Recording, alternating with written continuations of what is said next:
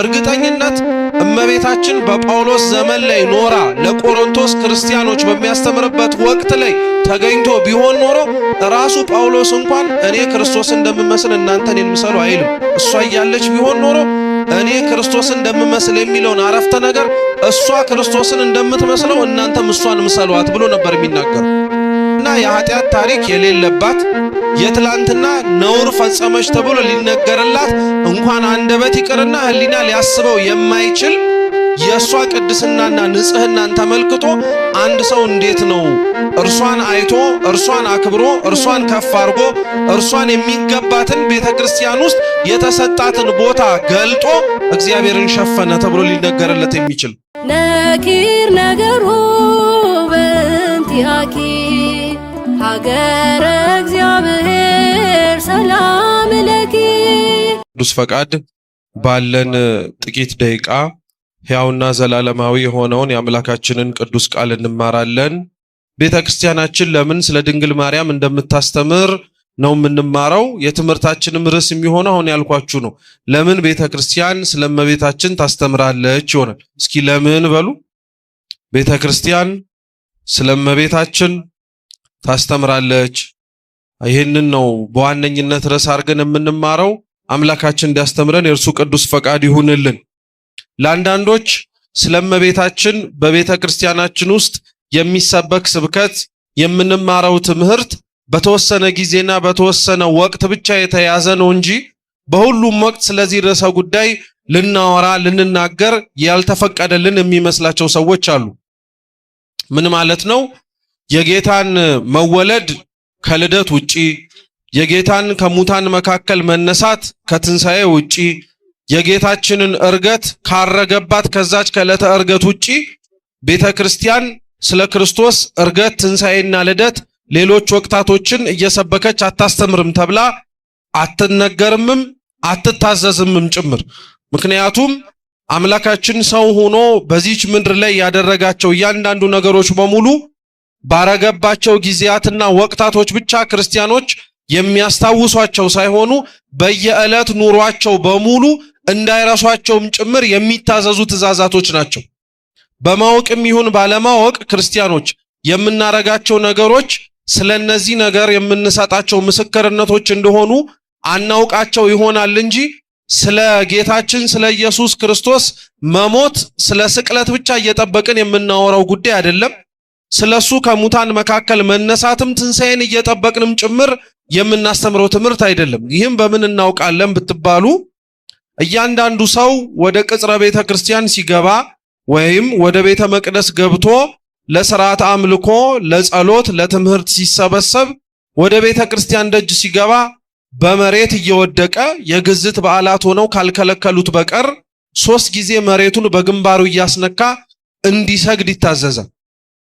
የመጀመሪያው ከመሬት ወድቀን የምናደርገው ስግደት የሚወክለው እግዚአብሔር ወድቀን ግንባራችን እንደነካው አፈር ሆነን ሳለን ትቢያ ሆነን ሳለን ሕይወት ሳይኖረን የነበርንበት ዘመን እንዳለ ሁሉ ከአፈር አንስቶን ሰው እንዳደረገን ሕያዊት ነፍስን ጨምሮልን እግዚአብሔር እንድንናገርና እንድንኖር ስላደረገን ብለን የመጀመሪያውን ስግደት ስለኛ አፈጣጠር ወክለን እናስተምርበታለን።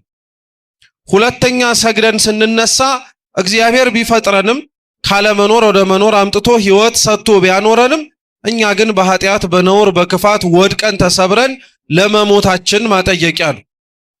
ሁለተኛውን ሰግደን በሶስተኛው ወድቀን ስንነሳ ግን እኛ ምንም እንኳን ብንወድቅ፣ እኛ ምንም እንኳን ብንሰበር፣ እኛ ምንም እንኳን ኃጢአት ሰርተን ብንለይ ኃጢአት ሰርተን መለየታችንን አይቶ እግዚአብሔር እንዳልተወንና እኛ ዝቅ ያልነውን እሱ ዝቅ ብሎ እኛ የሞትነውን እሱ ሞቶ በእኛ ሞት ፋንታ የእሱን ሕይወት ለእኛ ሰጥቶ እንዳዳነን ስለሞቱና ስለትንሣኤው በእያንዳንዱ በየዕለቱ በምንሰግደው ስግደት ምስክርነት እንሰጣለን።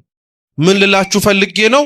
መቼም አንድ ሰው ቤተ መቅደስ ሲገባ 3 ጊዜ የሚሰግደው ስቅለት ሲሆን ወይ ትንሣኤ ሲሆን ወይ የሆነ አጋጣሚ ሲመጣበት ሳይሆን ግዴታ ሁሌም የሚያደርገው ነገር ነው።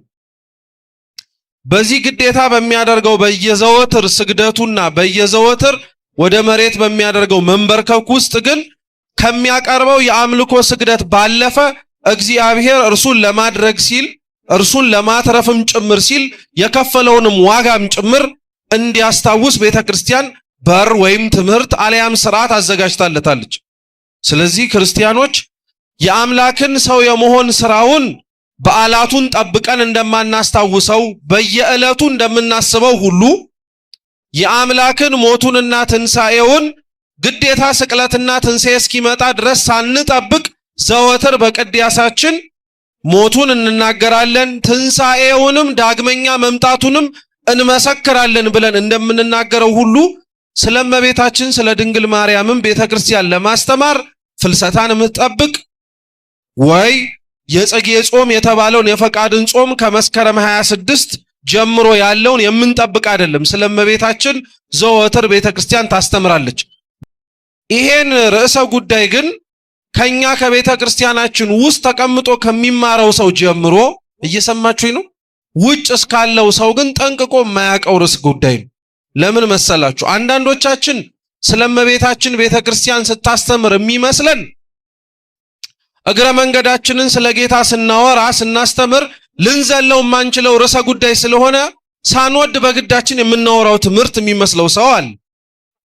አሁን ለምሳሌ ወደዚህ ቅጽረ ቤተክርስቲያን በገባችሁባቸው የአማራጭ በሮች ሁሉ ስትገቡ ወደዳችሁም ጠላችሁም የገባችሁት በምን አልፋችሁ? በበሩ ነው። ስለዚህ ቤተክርስቲያን እንዴት እንደገባችሁ ለሚጠይቃችሁ ሰው በሙሉ ወሬያችሁን የምትጀምሩት በምኑ በኩል ገባው ከማለት ነው፣ ከበሩ ነው። አንዳንድ ሰው ስለ ክርስቶስ ለማስተማር ሲል ግዴታ በቃ ማንሳት ሳይፈልግ መናገር ሳይፈልግ ግን መቼም በር አድርጎ የገባባት እሷን ስለሆነ ወደዚች ምድር ያለ ውዴታው በግዴታ ሆኖበት የሚያወራል። እኛ ስሙ ክርስቲያኖች ስለ እመቤታችን ለማስተማር ቤተክርስቲያን ስትቆም ግዴታ ሆኖባት አይደለም የምታወራው፣ ወዳ ደስ ተሰኝታ መናገር ስላለባትም ጭምር አምናና አውቃ ነው። እየሰማችሁ ነው? እሱን አንደኛ ማወቅ አለብን። ሁለተኛው አንዳንዶች ደግሞ ስለ እመቤታችን ቤተክርስቲያናችን ስታስተምርም ሆነ ቤተክርስቲያናችን ስለሷ ስትናገርም ክብሯ ገናንነቷ ያላትንም ነገርም ጭምር አጉልታ ማስተማሯ የወለደችውን የልጇን ክብር የሚሸፍነው የሚከልለውም ጭምር የሚመስለው አለ። ለዛ ነው አንዳንዶቻችን ራሱ ውስጥ ያለን ሰዎች የምላችሁ በስም ክርስቲያን ተብለን በ40 በ80 ቀንም ጭምር ሀብተ ወልድና ስመ ክርስትናንም ገንዘብ አድርገን ራሱ ስለ ሰማዕታት ስለ ደናግላን ስለ መነኮሳት በቅድስናቸው እግዚአብሔርን ስለመሰሉት ሲነገር ስለ እግዚአብሔር የማይወራም ይመስለናል።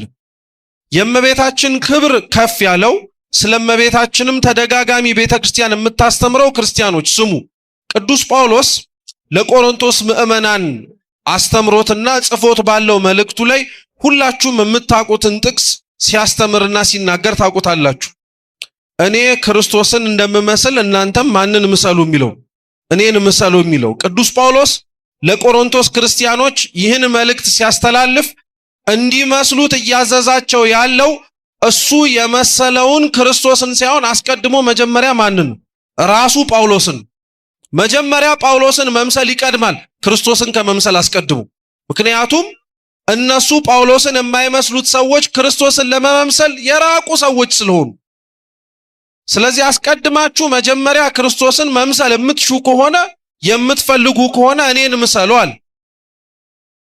ጳውሎስ ራሱ ክርስቶስን ለሚመስሉት ሰዎች አስቀድማችሁ እኔን ምሰሉኝ ብሎ የተናገረው ምን አይነት ህይወት ቢኖረው ነው? አስቀድሞ አሳዳጅ እንደነበረ ሁላችሁም ታውቃላችሁ። ምንም እንኳን ለኦሪት ካለው ቀናኢነት የተነሳ ልክ ክርስቶስ አምላካችን በወንጌል ሲያስተምር እንደነበረው አንዳንዶች እኔን ያገለገሉ እኔን የጠቀሙ እየመሰላቸው፣ አንዳንዶች እኔን የረዱ እኔን በአገልግሎት የደገፉ እየመሰላቸው እናንተን ያሰቃዩአችኋል ያንገላቷችኋል ብሎ በወንጌል እንደተናገረው ጳውሎስም ክርስቶስን ይከተሉት ለነበሩት ሰዎች በሙሉ ያሳየው የነበረው ጥላቻ ለሰው ካለው ጥላቻ የመነጨ ሳይሆን ለእግዚአብሔር ያለውን ፍቅር ለመግለጥ ካለው ጉጉትና እምቅ የሆነ ፍቅር የተነሳ ነበር። እንዲህም በሉት እንደዛ በሉት ግን ክፋት ክፋት ነው፣ ጽድቅም ጽድቅ ነው። ጥሩ የሆነ ማሳደድ የለም፣ ጥሩ የሆነ መግደል የለም፣ ጥሩ የሆነ ስርቆት የለም፣ ጥሩ የሆነ ውሸት የለም። ውሸት ውሸት ነው፣ ስርቆት ስርቆት ነው፣ ጥላቻም ጥላቻ ነው። ጳውሎስ ስለ ትላንትና ታሪኩ ሳይሳቀቅ የሚያወራው ጳውሎስ ስለ ትላንትና ታሪኩ ሲናገር እንዲህ ነበርኩኝ ብሎ የሚያወራው የሆነ ነገር አለው። የትላንትና የአሳዳጅነት፣ የትላንትና የነፍሰ ገዳይነት፣ የትላንትና ብዙ ሐዋርያትና ሰማዕታት ሲሞቱ ምስክር ሆኖ የቆመው ጳውሎስ የትላንትና ታሪኩን በንስሐ አጥቦ ለቆሮንቶስ ምዕመናን ቆሞ እኔ ክርስቶስን እንደምመስል እናንተ እኔን ምሰሉኝ ብሎ ደፍሮ ከተናገረ ይሄንን ማለቱም ደግሞ ጳውሎስ የክርስቶስን ክብር እየሸፈነ አይደለም ተብሎ የሚሰበክለት ከሆነ የትላንትና የኃጢአት ታሪክ የሌለባት የትላንትና ነውር ፈጸመች ተብሎ ሊነገርላት እንኳን አንደበት ይቅርና ሕሊና ሊያስበው የማይችል የሷ ቅድስናና ንጽህናን ተመልክቶ አንድ ሰው እንዴት ነው እርሷን አይቶ እርሷን አክብሮ እርሷን ከፍ አድርጎ እርሷን የሚገባትን ቤተክርስቲያን ውስጥ የተሰጣትን ቦታ ገልጦ እግዚአብሔርን ሸፈነ ተብሎ ሊነገርለት የሚችል? በእርግጠኝነት እመቤታችን በጳውሎስ ዘመን ላይ ኖራ ለቆሮንቶስ ክርስቲያኖች በሚያስተምርበት ወቅት ላይ ተገኝቶ ቢሆን ኖሮ ራሱ ጳውሎስ እንኳን እኔ ክርስቶስን እንደምመስል እናንተ እኔን ምሰሉ አይልም። እሷ እያለች ቢሆን ኖሮ እኔ ክርስቶስን እንደምመስል የሚለውን አረፍተ ነገር እሷ ክርስቶስን እንደምትመስለው እናንተም እሷን ምሰሏት ብሎ ነበር የሚናገረው። ለዛ ነው ክርስቲያኖች ስለ እመቤታችን የምንማርበትን ቤተክርስቲያንም የምታስተምርበትን ምክንያት ጠንቅቀን ማወቅ አለብን። የመጀመሪያው ለምን ቤተክርስቲያን ስለ እመቤታችን ታስተምራለች፣ ለምንስ ስለሷ አብዝታ ትናገራለች የሚባል ከሆነ የመጀመሪያው ምክንያት እመቤታችን ቤተክርስቲያናችን ውስጥ የምትሰበከውና ስለሷም የምናስተምረው ወንጌል ስለሆነች ነው። እስኪ ወንጌል ስለሆነች በሉ። አንበሉም ምላችሁም በደንብ በሉ። ማስታወሻ ስለማንይዝ አብዛኞቻችን ቢያንስ ስንለው ውስጣችን እንዲቀር እስኪ ወንጌል ስለሆነች በሉ። ጥሩ። ወንጌል የቃሉ አቻ ትርጉም ወይም መዝገበ ቃላታዊ ፍቺው የምስራች ደስታ ተብሎ ነው የሚተረጎመው። ወንጌል ማለት የምስራች ደስታ ማለት ነው። ወንጌል በሚለው ቃል ውስጥ ደግሞ የሚወከሉት ወይም ወንጌል ተብሎ ሲጠራ ክርስቲያን ሁሉ ትዝ ሊለው የሚያስፈልጉት ነገሮች ደግሞ ሶስት ናቸው። የመጀመሪያው ወንጌል በሚባለው መጠሪያ ክርስቲያኖች የሚያውቁት የሐዲስ ኪዳን የመጀመሪያዎቹን 4 መጻሕፍትን ነው።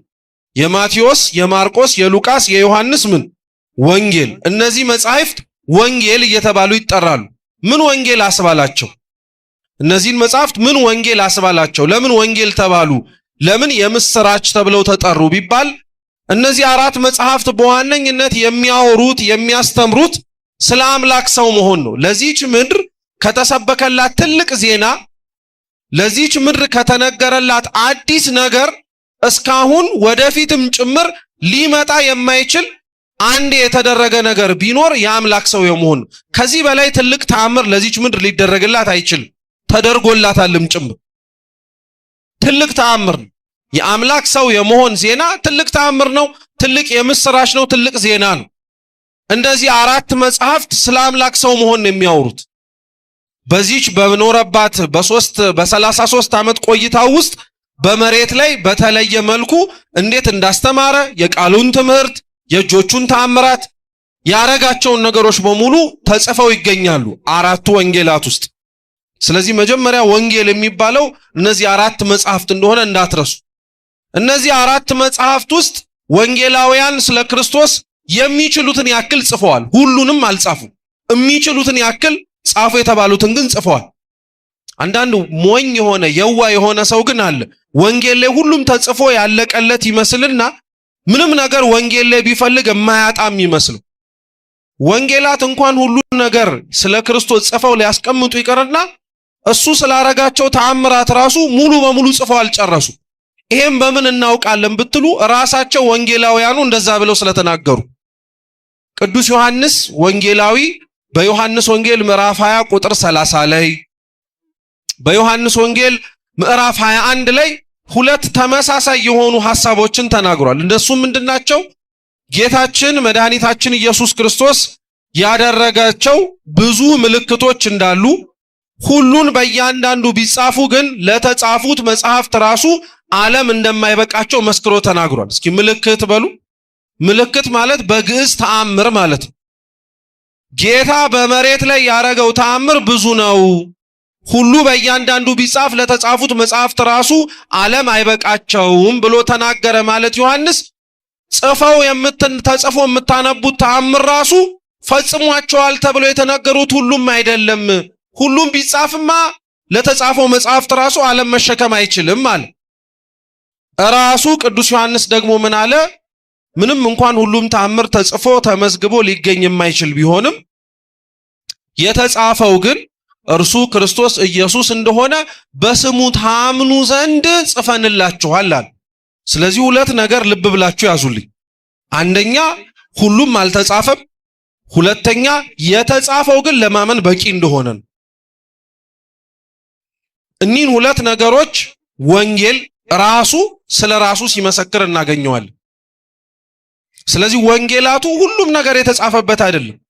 አስፈላጊ ናቸው ተብለው የተናመነባቸው ነገሮች፣ ያስፈልጋሉ ተብለው መቀመጥ ያለባቸው ነገሮች ግን ተጽፈው ተመዝግበው አግኝተናቸዋል። ይሄ ወንጌል ብለን የምንጠራው አራቱ መጽሐፍት የሐዲስ ኪዳን የመጀመሪያ መጽሐፍት ናቸው። ሌላው ስለ ወንጌል ማወቅ ያለባችሁ ነገር ወይም ማወቅ ያለብን ደግሞ ምንድነው?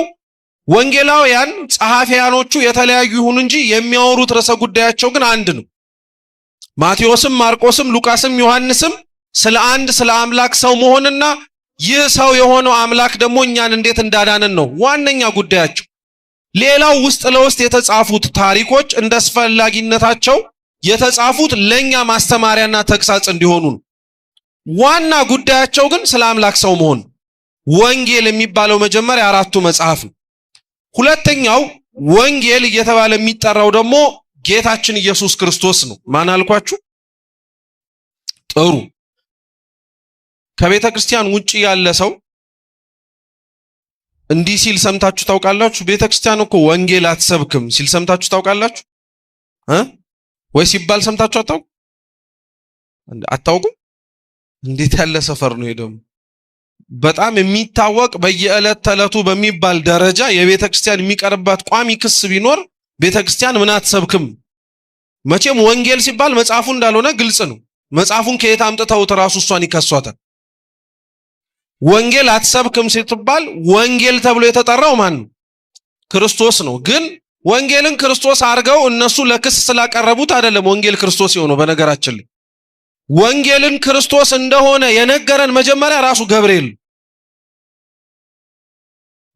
ነው። ለመጀመሪያ ጊዜ ወንጌልን ለመስበክ ሲመጣ የሰማነው እሱን ነው። ወንጌል ብሎ ክርስቶስን ሲጠራውም ለመጀመሪያ ጊዜ የሰማነው እሱን። ስሙንም ኢየሱስ ትየዋለሽ ብሎ ከመናገሩ በፊት አስቀድሞ ለእመቤታችን ብስራትን ሊያበስራት የመጣው ያ መልአክ እመቤታችን ወልዳ በነበረበት በቤተልሔም አውራጃዎች ላይ ትዝ የሚላችሁ ከሆነ በዙሪያው ላይ እየጠበቁ የነበሩ እረኞች እንደነበሩ መጽሐፋችን ይናገራል። እና ለነዚህ እረኞች የእግዚአብሔር መልአክም ተገልጦላቸው ምንድን ያላቸው? እነሆ የምስራች ልነግራችሁ መጣው አለ። እስኪ እነሆ በሉ። ምን ልነግራችሁ መጣው? የምስራች ማለት ምን ማለት ነው? ይሄ ከረሳችሁት ማለት በጣም ከንቱ ነው። እስካሁን የመጣ ነው ጉዞ ማለት ነው። የምስራች ማለት ምን ማለት ነው?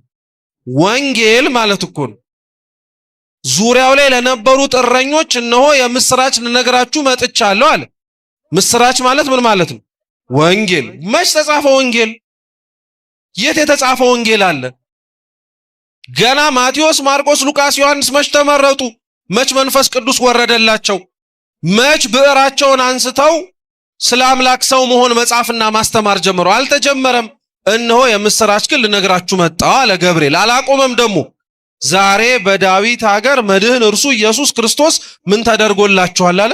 ተወልዶላችኋል አለ። ምስራች እያለ የተናገረው ወንጌል ነው ብሎ የሰበከው የማንን መወለድ ነው? የክርስቶስን መወለድ ነው። ስለዚህ ወንጌል እየተባለ የሚጠራው ራሱ ክርስቶስ እንደሆነ መጽሐፋችን የማቴዎስ ወንጌል ምዕራፍ 2 የሚነግር። ስለዚህ ወንጌል እየተባለ የሚጠራው እንዳትረሱ፣ አንደኛ መጽሐፉ ነው፣ ሁለተኛ ጌታ ነው አለ። ሶስተኛው ብዙ ጊዜ ላይ ወንጌል ተብላ ስትጠራ አንሰማም እንጂ ወንጌል ተብላ የምትጠራው ደግሞ ድንግል ማርያም ናት። እመቤታችን ወንጌል የሚያስብላት ነገር ምን መሰላችሁ? እንግዲህ ወንጌል ወይም መጽሐፉ ማለት ነው ስለ ጌታችን ስለ ኢየሱስ ክርስቶስ በዋነኝነት የ3 ዓመት ጉዞን የሚያወራው። ወንጌል በነገራችን ላይ ስናነበው አላስተዋልነው ይሆናል እንጂ ከአንዱ ምዕራፍ እንኳን በጣም ሰፊ ሆኑ የምዕራፍ ልዩነቶች አሉ፣ የዓመታት ማለት ነው። ምሳሌ ልስጣችሁ። የማቴዎስ ወንጌል ምዕራፍ 3 ስለ ክርስቶስ ጥምቀት ነው የሚያወራው። በ30 ዘመኑ በዮሐንስ እጅ ይጠመቅ ዘንድ ወደ ዮርዳኖስ እንደወረደ በስንት ዓመቱ? በ30 ዓመቱ። የማቴዎስ ወንጌል ምዕራፍ 3 ነው የምላችሁ። ማቴዎስ ወንጌል ምዕራፍ 2 ላይ ስትሄዱ ደግሞ ክርስቶስ ተወልዶ ሊሰደድ እንደሆነ ነው የሚናገሩ። ክርስቶስ ታሪኩን ወደፊት የመስከረም ከገባ በኋላ ስለ ስደት ስንማር ትማሩታላችሁ በእርግጠኝነት። የተሰደደው ብቻ በአጭሩ በ2 ዓመቱ ከነበረበት ከኢየሩሳሌም ገሊላ ወጥቶ ወደ ግብጽ በረሃ መሄድ የጀመረው ክርስቶስ በ2 ዓመቱ። ማቴዎስ ወንጌል ምዕራፍ 2 ስለ ክርስቶስ ልደትና ስደት ይናገርና የማቴዎስ ወንጌል ምዕራፍ 3 ግን ስለ ጥምቀቱ ነው የሚያወራው በ30 ዓመቱ ብሎ። በምዕራፍ 2 እና በምዕራፍ 3 ብቻ የ28 ዓመት ታሪክ ልዩነት አለ። የስንት ዓመት አልኳችሁ? የ28። ላስተዋለው ሰው በ30 ዓመቱ ተጠመቀ ብሎ ቀድሞ በነበረው ምዕራፍ ግን ተሰደደ እያለ ነው። ቢያንስ የ28 ዓመት ሰፊ ዓመት ልዩነት በምዕራፍ 2 እና በምዕራፍ 3 መካከል አለ። በዛ ዘመን ጸሐፊያን አልነበሩ። ዮሴፍ ጸሐፊ ነው የሚል ማንም የለም። ሰሎሜ ጸሐፊ ናት የሚል ማንም የለም። ከአምላክ ከመሰደዱ ጋር ከእናቱ ጋር አብረው የተሰደዱ እንደሆነ እናውቃለን እንጂ ወንጌላውያን ሳይመጡ ስለሱ አብረውት የቆዩትን የ3 ዓመት ታሪክ አንስተው መጻፍ ሳይጀምሩ ይሄንን የ28 ዓመት ታሪክ እነሱ ገና ሳይመጡ ያየች የተመለከተች አንድ የአይን ምስክር እስከ መጨረሻው ድረስ የነበረች እሷ እንደሆነች እንዳትረሱ። አንድ ሁለተኛ፣ እነዚህ ወንጌላውያን የሚገርማችሁ ቅድም ባልኳችሁ ጥቅስ ላይ በተለይ ቅዱስ ዮሐንስ መጽሐፉ ላይ ተጽፎ የምታገኙት ስለ ክርስቶስ ያስተማርናችሁ ትምህርት እርሱን ለማወቅ በስሙም ታምኑ ዘንድ ይጠቅማችኋል ብለው ነግረውናል። 3 ዓመት የጻፉት መጽሐፍ 3 ዓመት ጌታ ከዋለበት ውለው ካደረበት አድረው የጻፉት መጽሐፍ አንብበነው ክርስቶስን እንድናውቀው ተረድተነው አምላካችን ኢየሱስ ክርስቶስ ነው ብለን እንድንመሰክር እነሱ በ3 ዓመት ያወቁት አምላካቸው ከረዳቸው እነሱ ገና ሳይመጡ 30 ዓመት ቀድማ ያወቀችውን ድንግል ማርያምን ገልጦ ታሪኳን ማንበብ እንዴት ክርስቶስን እንዳናውቀው ሊጋርደን ይችላል? እንደው ጤነኛና ለሚያስተውል አይምሮ ላለው ሰው የ3 ዓመት ታሪክ ተጽፎ ክርስቶስን እንድናውቀው ረዳን ካለ 30 ዓመት አብራው የነበረችውን እናቱን ማወቅ፣ እሷን ገልጦ ታሪኳን ማንበብ፣ እሷ የተናገረችውን መስማት፣ እሷ ያረገችውን ማወቅ እንዴት ስለ ክርስቶስ ላያውቅ ሊያደርገው ይችላል? ስለዚህ መጀመሪያ ማወቅ ያለባችሁ ክርስቲያኖች ለምን ስለመቤታችን ቤተክርስቲያን ታስተምራለች ተብላችሁ ብትጠየቁ እርሷ ወንጌል ስለሆነች እርሷን ማወቅ ልጇን ማወቅ ስለሆነ ነው የምትሉት። እስኪ እርሷን ማወቅ በሉ። ማንን ማወቅ ነው? ልጇን ማወቅ ነው። ስለሷ በደንብ ማወቅ፣ ስለሷ በደንብ መረዳት፣ ስለሷ በደንብ ለማወቅ መሞከር ልጇን ማወቅ ነው። ይሄ እንደው ወቅቱ አልፎ ተገናኘን እንጂ በየዕለቱ በአጽዋማቱ ወቅት ላይ ሲነበብ ሲተረጎም የምትሰሙት የውዳሴ ማርያም የቅዳሴ ማርያም ትምህርት በሙሉ ስሙ ቅዳሴ ማርያም ውዳሴ ማርያም ይሁን እንጂ አብዛኛው ትኩረቱ አድርጎ የሚናገራቸው ሐሳቦች ግን ስለ አምላክ ሰው መሆን። እንዲያውም የሚገርም ነገር ልንገራችሁ። ቅዳሴ ማርያም ስሙ ቅዳሴ ማርያም ይባላል እንጂ በጣም የምስጢረ ሥላሴ ትምህርት መጽሐፍ እንደሆነ ታውቃላችሁ። ስሙ ቅዳሴ ማርያም ይባላል እንጂ ስለ አምላክ ሰው መሆን ስለ ምስጢረ ሥጋዌ የሚያወራ መጽሐፍ እንደሆነ ታውቃላችሁ። ስሙ እኮ የእሷ ነው። ታሪኩ የሚናገረው ስለ እርሷ ነው። እርሷን በማወቅ ሂደት ውስጥ ግን ይበልጥ ጠልቀን አውቀ ነው የምንረዳውና የምናውቀው ግን ስለሱ ነው። ለዛ እኮ ነው አባ ሕርያቆስ ልቡናዬ በጎ ነገርን አወጣ ብሎ ስለ እርሷ ስለ ማርያም ምስጋና ማመስገን ጀምሮ መሃል ላይ ግን የመሰወሪያውን ድንኳን ልገልጠው እንደማልችል አውቃለሁ አምናለሁ ብሎ ደግሞ ወደ አላዋቂነቱ የተመለሰ። አላዋቂነቱን ራሱ ያወቀው ስለሷ ማወቅ ሲጀምር፣ አለመረዳቱን ራሱ ያወቀው ከሱ በላይ ልትረዳ የምትችል እናቱ እንዳለች ሲያውቅ ነው። ስለዚህ መጀመሪያ ማወቅ ያለብን ለምን ስለእመቤታችን እንማራለን ቤተክርስቲያን ታስተምራለች ተብላችሁ ብትጠየቁ ክርስቲያኖች እርሷ ወንጌል ስለሆነች ነው። ስለሷ ማወቅ ስለርሱ እንድናውቅ ስለሚረዳን ነው። ነኪር ነገሩ